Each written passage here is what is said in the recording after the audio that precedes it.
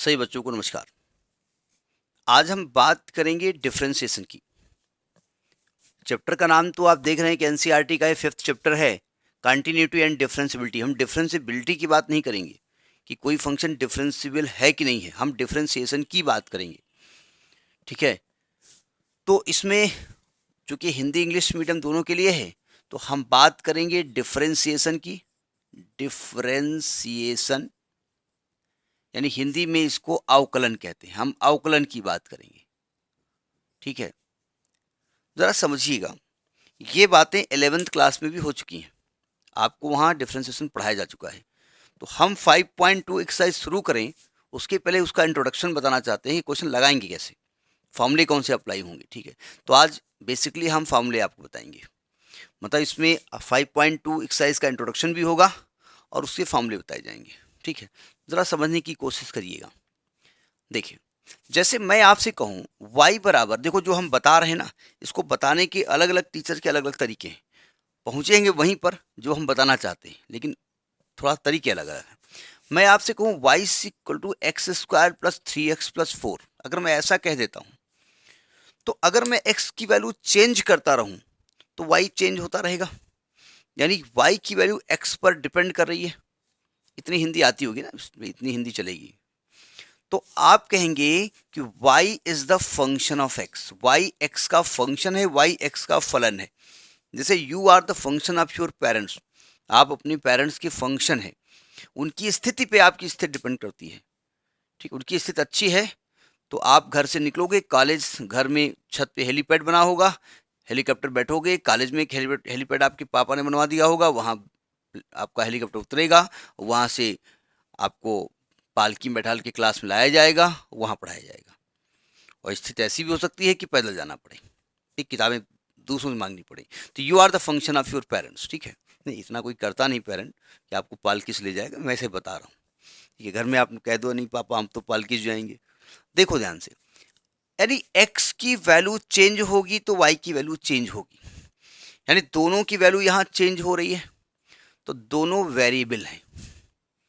दोनों कैसे, x भी वेरिएबल है। देखिए, बहुत शुद्ध हिंदी नहीं हो पाएगी, मैथमेटिक्स में इंग्लिश जो आपकी टर्मिनोलॉजी है वो इंग्लिश में होती है। ठीक है, अब आप वेरिएबल को कह सकते हैं कि जिनकी वैल्यू परिवर्तित होती है, क्या कहा जाता है, चर। चलिए, ये चर है। ठीक है, इतनी शुद्ध हिंदी आप पढ़ेंगे तो कंफ्यूज हो जाएंगे। और y भी यहाँ वेरिएबल है, ये भी चर है। भाई जो वैल्यू बदलती रहती है ना, उसको कहते हैं वेरिएबल।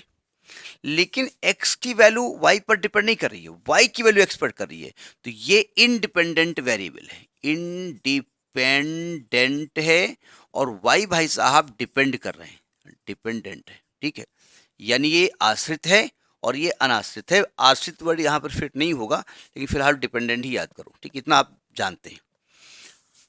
अब जरा समझिएगा, अगर मैं आपसे कहूं कि x में हम कुछ चेंज करना चाहते हैं, x में चेंज करना चाहते हैं डेल्टा x, तो क्या y में चेंज नहीं हो जाएगा डेल्टा y, दोनों में चेंज होगा। ठीक है, तो जो delta y upon delta x होता है, इसको कहते हैं relative change in y, relative change in y with respect to x, या फ्रैक्शनल चेंज इन y कहते हैं। आपने 11th क्लास में आपने एरर पढ़ी होगी, त्रुटि, तो वहां पर फ्रैक्शनल चेंज, फ्रैक्शनल एरर बताई गई थी, वही फंडा समझ लीजिए यहाँ पर। ठीक है, अब अगर ये चेंज बहुत बहुत बहुत स्मॉल है, बहुत स्मॉल है, तो इसी को कहा जाता है dy। If this change is very very very small, this change is very very very, और एक दो बार लिख दें, स्मॉल, मतलब इतना स्मॉल है कि उसको जीरो है, आपको लग ही नहीं रहा है को चेंज हो रहा है, तो इसी को कहते हैं dy बाई dx। इसको कहा जाता है डिफरेंशिएशन। डिफरेंशिएशन किसका, ऑफ y, किसके रेस्पेक्ट में, विद रेस्पेक्ट टू x। तो इसको शॉर्ट में WRT लिखा जाएगा, with respect to. With respect का मतलब विद ऑनर नहीं होता है, मतलब एक्स के चेंज होने पर वाई चेंज हो रहा है, ये होता है। ठीक है, यानी एक्स के सापेक्ष वाई का अवकलन, ठीक, ऐसा लिखा जाता है। अब y का अवकलन हो रहा है, y का डिफरेंशिएशन हो रहा है, तो डिफरेंशिएशन करने के लिए जो आपने साइन यूज किया है वो यूज किया है d बाई डी एक्स, है ना। d बाई डी एक्स एक काम कर रहा है, डिफरेंशिएशन का काम कर रहा है। और जब कोई किसी एक पर्टिकुलर ब्रांच में काम करता है वो इस चीज का ऑपरेटर होता है।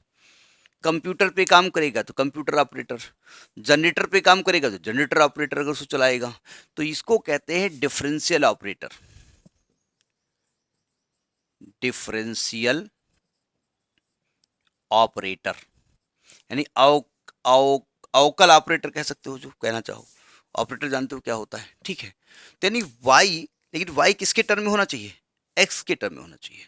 तो ये डिफरेंशिएशन का फंडा होता है कि डिफरेंशिएशन होता क्या है। नहीं, जनरली वो डिफरेंशिएबिलिटी आपने पढ़ी है, अवकलनीयता, उसका वीडियो हमने बना रखा है। अवकलनीयता आपने पढ़ी है, क्या होती है, वो एक अलग की बात है कि अवकलन क्या चीज होती है, ज्योमेट्री में उसका मतलब क्या होता है, ये होता है वो होता क्या है, बेसिक क्या है। ठीक, अब हम कुछ फार्मूले बताएंगे आपको।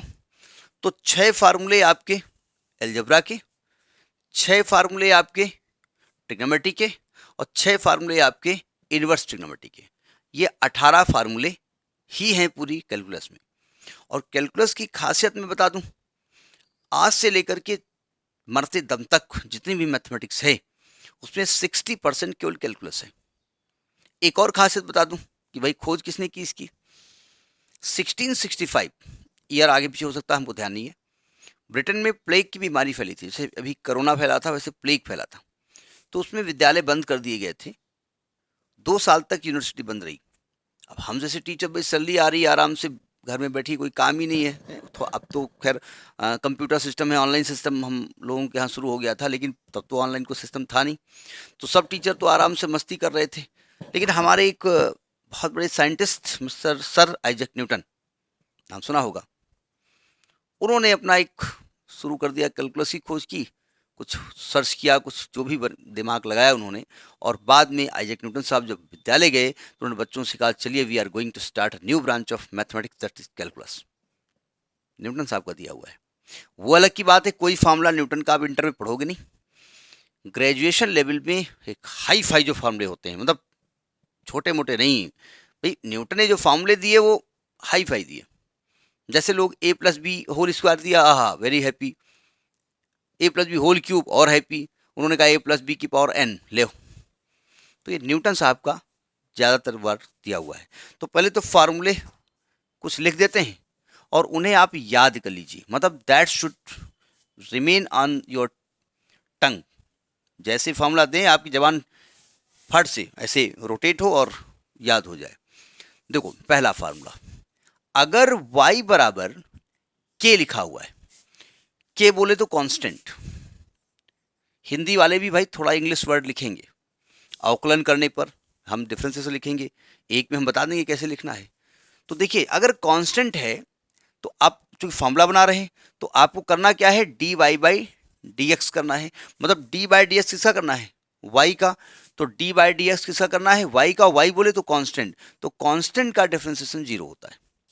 किसी भी नियतांक का, कांस्टेंट मतलब नियतांक, कांस्टेंट मतलब क्या होता है, नियतांक। किसी भी नियतांक का जो नियत वैल्यू है, जो x पर डिपेंड ही नहीं करी है, उसका डिफरेंशिएशन 0 होता है। दूसरी बात, अब मैं डायरेक्ट ऐसे लिखूंगा, अगर d बाई डी एक्स करना है x की पावर n का, तो देखिए ध्यान से, आप जिसके रेस्पेक्ट में कर रहे हैं वो वेरिएबल है, वो चेंज हो रहा है, वो चर है, x के रेस्पेक्ट कर रहे हैं, तो x नीचे है, उसके पावर में कांस्टेंट है, तो इसका फॉर्मूला होता है n x की पावर n माइनस 1। मतलब जो पावर है ना वो पहले आ जाएगी और x की पावर में पावर एक कम हो जाएगी। जैसे एग्जाम्पल के तौर पे मैं यहाँ कह दूं कि मुझे d बाई डी एक्स करना है x की पावर हाफ का, तो फट से आप समझ जाएंगे x की पावर n लगा हुआ है और n की जगह यहाँ क्या है, हाफ है, तो क्या लगेगा 1/2 x की पावर 1/2 माइनस 1। तो 1/2 एक्स की पावर -1/2, ये फॉर्मूला अप्लाई करने का तरीका होता है। इसके बाद तीसरा फॉर्मूला है कि अगर d/dx करना है आपको e टू पावर x का, देखो e एक एक्सपोनेंशियल फंक्शन होता है। e बोले तो e, कैलकुलस में e का मतलब e ही होता है, वही नहीं e, तो e टू पावर x का differentiation e to power x होता है। इसको एज इट इज याद कर लीजिएगा, और जैसा फॉर्मूला लिखा है ऐसा ही होना चाहिए। अगर ऐसा नहीं है तो फिर थोड़ा चेंज करना पड़ेगा। चौथा फार्मूला होता है कि d/dx ऑफ e की जगह अगर a की पावर x हो जाए, मतलब e को छोड़ के कोई भी constant, 2 to power x, 3 to power x, कुछ भी हो जाए, तो इसका होता है a to power x log a, और यहां पर बेस e होगा। ठीक है, ये a टू पावर x का डिफरेंशिएशन है।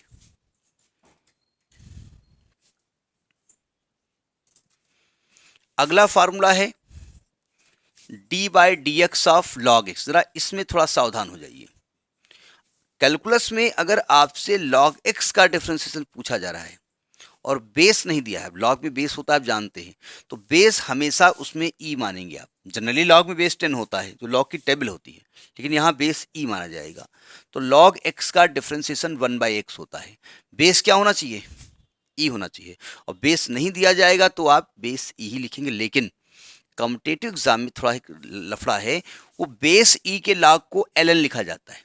अगर आप साइंटिफिक कैलकुलेटर आपके पास हो, अगर क्या होगा ही उसमें मोबाइल में ही जो कैलकुलेटर साइंटिफिक पड़ा हुआ है, तो उसमें देखोगे एक जगह LOG लिखा होगा, एक जगह ln लिखा होगा। ln बोले तो नेचुरल लॉगरिथम, तो कभी ln x भी लिख के आ जाता है। तो ln बोले तो log बेस e, क्योंकि जेई वगैरह में तो ln ही लिख के आएगा, वहां पर LOG लिख के नहीं आएगा। ठीक है, और अगला फार्मूला है 6 कि d/dx ऑफ, अगर log x लिखा हुआ है और बेस e की जगह कोई कांस्टेंट है, मतलब a कुछ भी और है, तो इसका होता है 1/x log यहाँ e और बेस a। तो ये 6 फार्मूले आपके अलजेब्रा के एज इट इज, ये आपको याद होने चाहिए, और एज इट इज होंगे तभी अप्लाई होंगे। अगर थोड़ा चेंज होगा तो थोड़ा सा चेंज हमको भी करना पड़ेगा। ठीक है, तो ये तो 6 हो गए फार्मूले उसके। अब आगे ट्रिग्नोमेट्री देखते हैं। अब आगे फार्मूला देखिए ट्रिग्नोमेट्री के, अगर आपको d/dx निकालना है sin x का, तो sin x का डिफरेंशिएशन cos x होता है। देखिए ये कैसे होता है, ये आपने प्रथम सिद्धांत से अवकलन पढ़ा होगा 11th में बाय फर्स्ट प्रिंसिपल, तो वहां ये फॉर्मूले बताए भी गए, ऐसा नहीं कि अब पहली बार बताया जा रहा है। ठीक है, अगला है d/dx, अगर आपको cos x का करना है तो cos x का डिफरेंशिएशन होता है माइनस का sin x। एक चीज और, इसमें जो एंगल है ना वो रेडियन में है। आप जानते हैं एंगल रेडियन में होता है, डिग्री में भी होता है, तो ये एंगल यहाँ पर रेडियन में होते हैं। अगर डिग्री में है तो रेडियन में कन्वर्ट करेंगे। अब आप कहेंगे हम कैसे जाने की डिग्री में है, उसमें डिग्री लिख के आएगा। ठीक है, मतलब इसमें साइन एक्स लिखा है तो रेडियन अपने आप हो गया, लेकिन डिग्री होगा तो डिग्री लेकर के आएगा। कैसे होगा बाद में बात की जाएगी। d/dx of tan x, tan x का डिफरेंशिएशन होता है sec square x। d/dx of sec x, sec x का होता है sec x into tan x।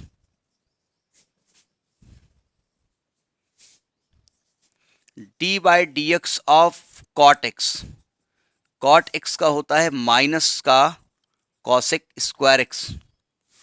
और d/dx ऑफ cosec x, तो cosec x का होता है minus cosec x into cot x। जरा इन फार्मूले को डायरेक्ट याद करने का एक और फायदा, तरीका नहीं बताने जा रहे थे, फायदा बताने जा रहे थे। जब आपको इंटीग्रेशन पढ़ाया जाएगा समाकलन, तो समाकलन डिफरेंशिएशन का बिल्कुल उल्टा होता है।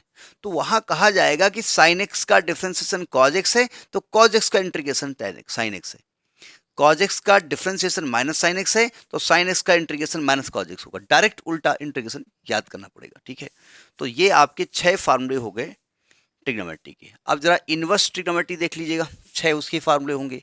बस यही 18 फार्मूले पर पूरी ट्रिग्नोमेट्री, ये पूरी कैलकुलस बेस्ड है। लेकिन अगर समझ में आ गई तो सबसे हलवा सब्जेक्ट है, और समझ में ना आ गई तो एग्जामिनेशन में बार बार वॉशरूम जाना पड़ता है लोगों को, क्योंकि क्वेश्चन समझ में आते नहीं है, इसलिए बहुत ध्यान से समझिएगा। 13 D by D x of, अगर आपको साइन इनवर्स एक्स करना है तो इसका आएगा 1/√1 - होता है। अब आपको इंटीग्रल पढ़ाया जाएगा तो आपसे कहा जाएगा 1/√1 - का इंटीग्रल, तो आप जान जाएंगे साइन इनवर्स एक्स होता है। D by D x of cause inverse x, तो कॉज इनवर्स एक्स का यही होता है, माइनस में होता है। तो एक तरीके से 1/√1 - का इंटीग्रल साइन इनवर्स भी हो सकता है और माइनस कॉज इनवर्स भी हो सकता है। ठीक है। D by D x of tan inverse x, tan inverse x का होता है 1/1 + x²। D by D x of cot inverse x, cot inverse x का भी यही होता है, माइनस में होता है। D by D x of sec inverse x, इसका होता है 1/x√x² - 1। D by D x of cosec inverse x, यही होता है, निगेटिव में आता है, -1/x√x² - 1। ठीक है। तो ये 6 फार्मूले अलजेब्रा के, 6 ट्रिग्नोमेट्री के और 6 इनवर्स ट्रिग्नोमेट्री के। तो ये बेसिक कॉन्सेप्ट है फार्मूले का। ठीक है, इसे नोट करें। अब कभी कभी क्या होता है, दो फंक्शन मल्टीप्लाई में हो जाते हैं, जैसे साइन एक्स है इंटू कॉज एक्स है, साइन एक्स है इंटू x² है। तो अगर यहाँ पर एक प्रोडक्ट रूल होता है, गुणन विधि, प्रोडक्ट रूल, गुणन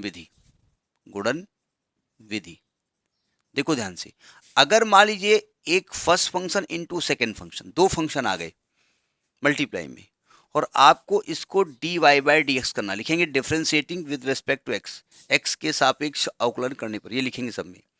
तो इसका तरीका ये होता है कि भाई फर्स्ट को भी डिफ्रेंशिएट करना है और सेकंड को भी करना है। पहली बात तो जब फर्स्ट को डिफ्रेंशिएट करेंगे तो सेकंड से कहेंगे आप बाहर बैठो भैया, हम थोड़ा सा फर्स्ट को खिला देते खाना, और जब सेकंड को खाना खिलाएंगे तो फर्स्ट को बाहर बैठा देंगे। बस यही फॉर्मूला होता है, first function into d by D x of second function plus second function into d by D x of first function. मतलब फर्स्ट को डिफरेंस, जब सेकंड को डिफ्रेंशिएट करें तो फर्स्ट ऐसे ही लिखा रहेगा।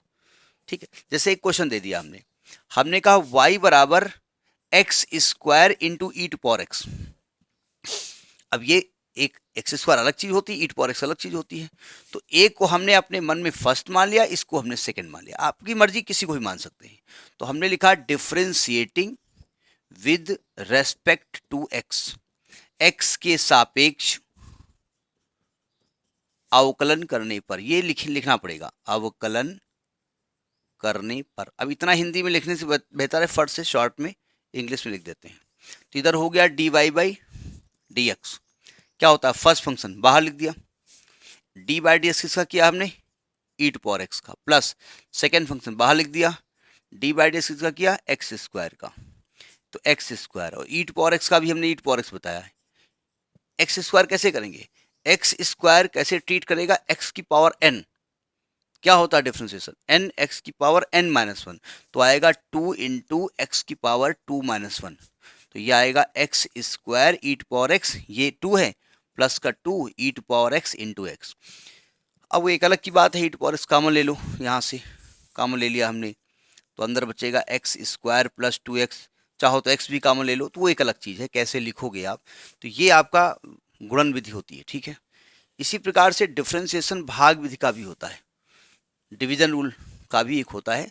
तो जब उस रूल को भी देख लीजिएगा कि फॉर्मूला क्या होता है, डिवीजन रूल, डिवीजन रूल, भाग विधि, भाग नहीं है, भाग विधि। देखिए आप जानते हैं y बराबर ऊपर को न्यूमरेटर कहते हैं, नीचे को डिनोमिनेटर, इसको ऊपर को अंश कहते हैं, नीचे को हर कहते हैं। ठीक है।